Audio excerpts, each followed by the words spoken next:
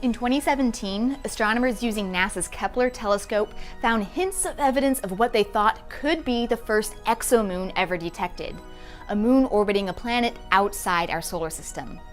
A lot of people were very excited about the potential discovery, and the research team requested time on NASA's Hubble Space Telescope to see if there was truly a moon. Now, the data from Hubble is in and processed. Have scientists found our first exomoon? Looks like they still need more observations to be 100% sure. The moons in our solar system are very diverse, some with liquid water, some that are potentially habitable, so being able to observe moons in different solar systems would give us a whole new treasure trove of interesting worlds to study.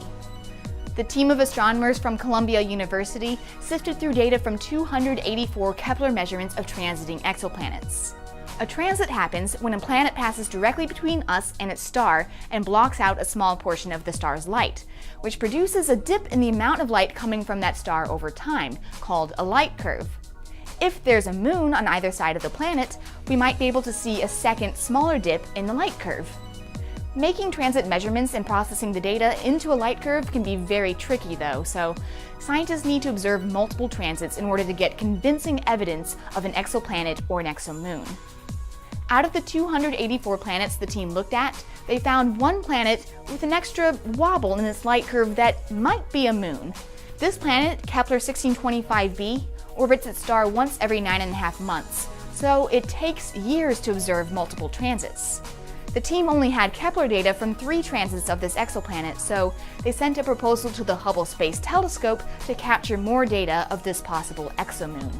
Hubble can measure light curves much more precisely than Kepler, so Hubble can more definitively confirm or disprove the existence of this exomoon once it gets multiple transits. So far, the team of astronomers has collected Hubble observations of one transit of exoplanet Kepler-1625b. Hubble measured the light coming from the star over a period of 40 hours. About 7 hours into the observation, the planet started its transit, which was about an hour earlier than predicted.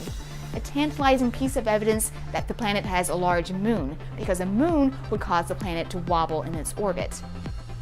The planet transited across the face of its star for 19 hours, as expected. Then, about 3.5 hours later, a second, smaller dip in the light curve started. That right there is intriguing evidence of an exomoon. The Hubble observation unfortunately concluded before the possible moon finished its transit, so Hubble hasn't yet observed a full transit. This light curve appears like it shows an exomoon, but we can't say it's a definitive detection until Hubble observes at least one more transit. If this is actually a moon, what do we know about it? The planet Kepler-1625b is likely several times the mass of Jupiter. Its possible moon appears to be about the mass and radius of Neptune. The ratio between the mass of this planet and its moon is about the same as between the Earth and our moon, but scaled way up. Neptune-sized moons are obviously not something that exists in our own solar system, and we're not sure exactly how such a moon would form.